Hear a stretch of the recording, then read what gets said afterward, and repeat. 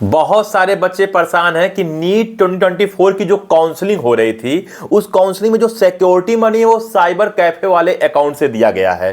तो जो security money cyber cafe वाले अकाउंट से दिया गया है, तो जब सिक्योरिटी मनी रिफंड होगी यानी कि वापस आएगी तो उसके अकाउंट में आएगी। अगर वो कहीं मेरा पैसा नहीं दिया तो बहुत टेंशन की बात हो जा रही है। तो बहुत सारे बच्चे इस टेंशन में बार बार कमेंट कर रहे हैं कि साइबर कैफे वाले के अकाउंट में अगर पैसा आ गया तो पैसा हम कैसे ले, अगर कहीं वो झूठ बोल दिया तो आप बिल्कुल टेंशन ना लीजिए। मैं आपको वो रास्ता बताता हूं कि वो पैसा आपको मिल जाएगा। खैर ऐसा उसको नहीं करना चाहिए, लेकिन फिर भी चांसेस है क्योंकि हर लोग ईमानदार नहीं है। तो चलो स्टार्ट करते हैं आज का वीडियो और बताता हूं आपको वो सारे के सारे रूल्स। और बच्चों को मैंने कमेंट करने के लिए भी कहा था और बच्चों ने कमेंट किया भी। और आप जानते हो कि स्पार्कअप क्लासेस हमेशा आपके कमेंट पे कहीं ना कहीं रिस्पॉन्ड करता है, चाहे वो वीडियो के थ्रू करता है चाहे वो कमेंट के थ्रू करता है। मैं और सुमन मैम हम दो ही लोग हैं, लेकिन फिर भी हम चाहते हैं कि आपकी सारी जो डाउट है, आपकी सारी जो समस्या है उसका समाधान कर सकें। मैं मानता हूं कि एक दिन में 4 वीडियो 5 वीडियो ही पढ़ पाता है, इससे ज्यादा नहीं पढ़ पाता है, लेकिन हम लोग केवल 2 ही लोग हैं, एक एक करके सबका वीडियो पढ़ रहा है। खैर मेन बात होगा कि साइबर कैफे वाले अकाउंट में अगर पैसा वापस आ गया तो आपको कैसे उससे वापस लेना। स्टार्ट करते हैं आज का वीडियो और जानते हैं इसके बारे में। हेलो स्टूडेंट्स, मैं अनूप राय, मेरे यूट्यूब चैनल स्पार्कअप क्लासेस पर आप सभी लोग का स्वागत है।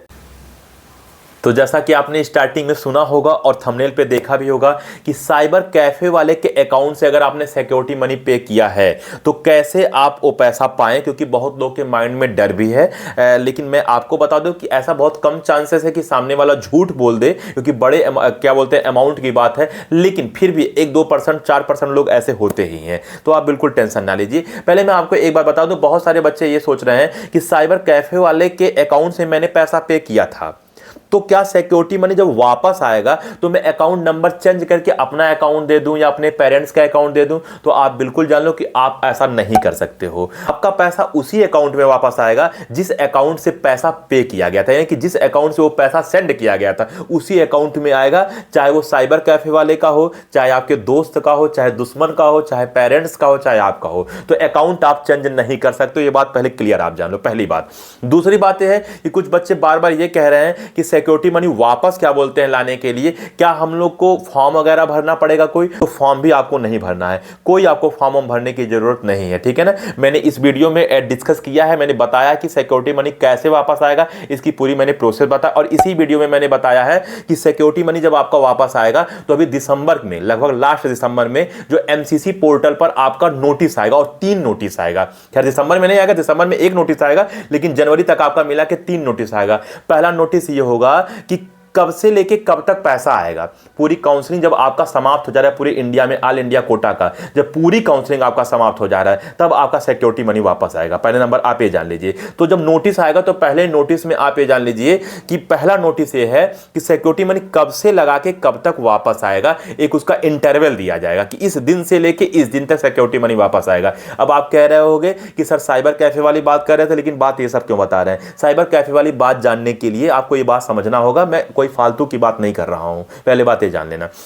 दूसरा नोटिस क्या होगा कि जिस अकाउंट में पैसा वापस आएगा और जिस कैंडिडेट्स का आएगा उस कैंडिडेट्स का नाम और वो अकाउंट नंबर का एक नोटिस आएगा। जैसे कोई भी एग्जांपल ले लो कि किसी बच्चे का नाम अगर किशन है, ठीक है ना, और उसने अकाउंट नंबर साइबर कैफे वाले का दे रखा है, तो किशन और साइबर कैफे वाले के अकाउंट नंबर का एक नोटिस आएगा उस पर, ठीक है ना। और तीसरा आएगा जब सिक्योरिटी मनी वापस आ जाएगा तो फिर एक नोटिस आएगा कि इस अकाउंट में ये पैसा वापस आया है, ठीक है ना, यानी इस बच्चे का और इस अकाउंट नंबर में पैसा सेंड कर दिया गया है। तो तीसरा भी नोटिस आएगा। तो आपके पास ये जो 2 नोटिस होगा, पहला नोटिस तो ये कि इस अकाउंट में पैसा वापस आने वाला है, उसका आप प्रिंट आउट निकलवा लेना। और प्रिंट आउट निकालने के बाद जिस दिन वो आ जाएगा उस साइबर कैफे वाले से मिल लेना कि देखो भैया आपके से पैसा गया था और मैंने काउंसलिंग कराया था और ये पैसा आने वाला है और ये नोटिस आ चुका। बस इतना उसके कान में डाल देना, उसके माइंड में घूमेगा कि ये तो ऑफिशियल बात है, ये तो बात है, तो गवर्नमेंटेड बात है, तो उसके माइंड में नाचेगा। कुछ उसको ये मत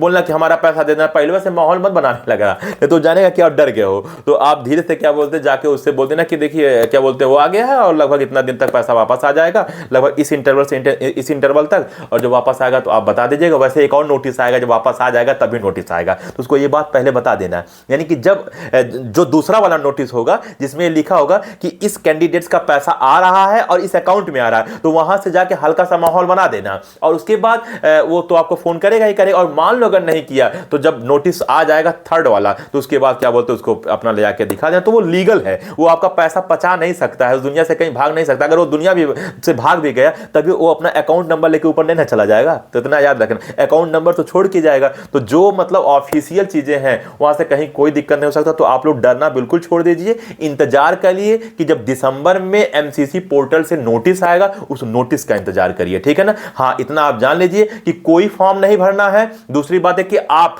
अकाउंट चेंज नहीं कर सकते हो, तो फॉर्म नहीं भरना, अकाउंट चेंज नहीं कर सकते। तीसरी बात है कि पूरी ऑल इंडिया में जब काउंसलिंग समाप्त हो जाएगी तभी जाके वो पैसा वापस आएगा। तो ठीक है स्टूडेंट, आपका डाउट क्लियर हो गया होगा। अगर इसके बाद भी कहीं कोई समस्या आता है तो आप बेझिझक कमेंट करिएगा।